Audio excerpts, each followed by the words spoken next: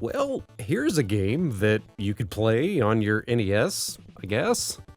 Laser Invasion, developed and released by Konami in 1991. Laser Invasion was developed with support for Konami's Laser Scope peripheral, a headset with a microphone built in that the player would wear during gameplay. The idea here was that you could fire your weapon in-game by simply saying fire into the mic. Picture and give it a voice command. Fire! The laser scope gives you this great 3D simulation, which I can't show you because television is 2D. The laser scope is out already, and this game will be coming out in April.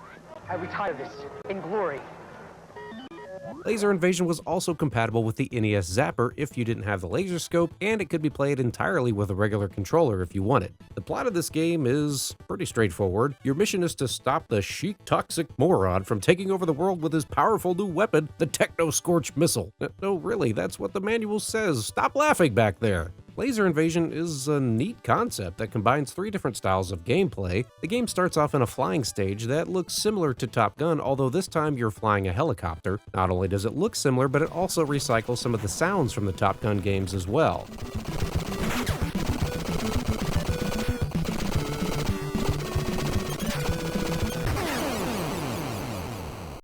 So in these stages, your goal is to fly to an enemy base, and you've got a map in the lower left. Basically, just fly your chopper towards the mark on the map. Just like in Top Gun, your chopper can only fly for like 5 minutes before it runs out of fuel, so if you start running low, you'll have to fly back to the X and land, or you can pick a refueling perk at the beginning of the stage. You've got 3 of these different perks to choose from: extra fuel, allowing you to refuel mid-flight, ground bombs, or protection from missiles for a limited time. I'll never understand Konami's infatuation with having to refuel in the middle of a flying mission, but I usually go with the extra fuel option here. You can use this by pressing the select button to highlight it, and then by pressing B. So the controls are a little weird. If you press the A button, you'll slow down your chopper, and if you hold down the B button, you'll fire your machine gun, which has infinite ammo. But if you tap the B button, you can lock onto an enemy and fire a missile. Again, similar to Top Gun, you can choose which missiles you carry at the beginning of the stage, and if you carry the more powerful missiles, you get a smaller number of them. I just take the most powerful missiles and save them for the boss. I would venture to guess that for most little kids that played Laser Invasion, this was the only level they actually got to play, because if you get hit by so much as one enemy missile, you're dead. Also, this was another one of those games that American audiences got hosed on by Konami. In Japan, this was known as Gunsight, and it actually had a password feature, while the US version only has an option that lets you pick how many extra lives you get, and that's it. Once you fly to an enemy base and take out a boss, you'll have to complete a landing sequence, which can be kind of tough, especially if there's high wind. Use the A button to slow down, although if you hold it down, you'll just hover. You kind of have to tap it and drift down while keeping over the landing zone.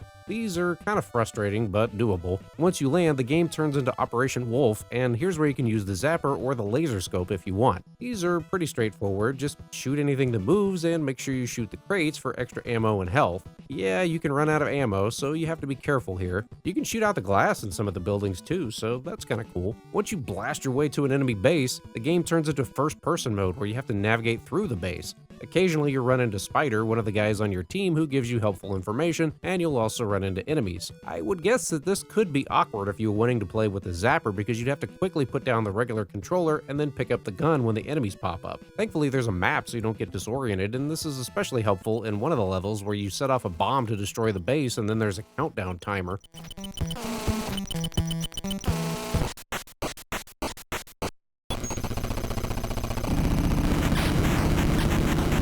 So, yeah, Laser Blast.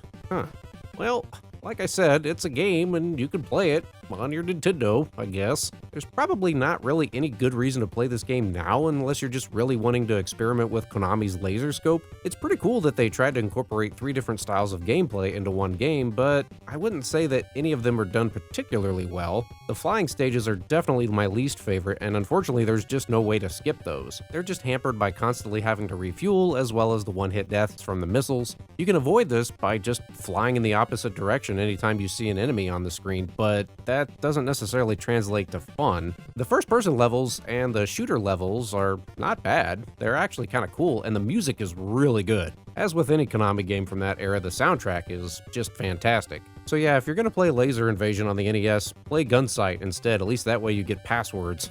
If you can deal with the flying stages, the rest of the game is not bad at all. It's just those flying stages are not much fun. I don't know, maybe I'm missing something here. What did you think of this game? Did you play Laser Invasion growing up? Did you play it with the zapper, or did you have the laser scope? I'd be curious to know if anybody actually owned one of these things as a kid.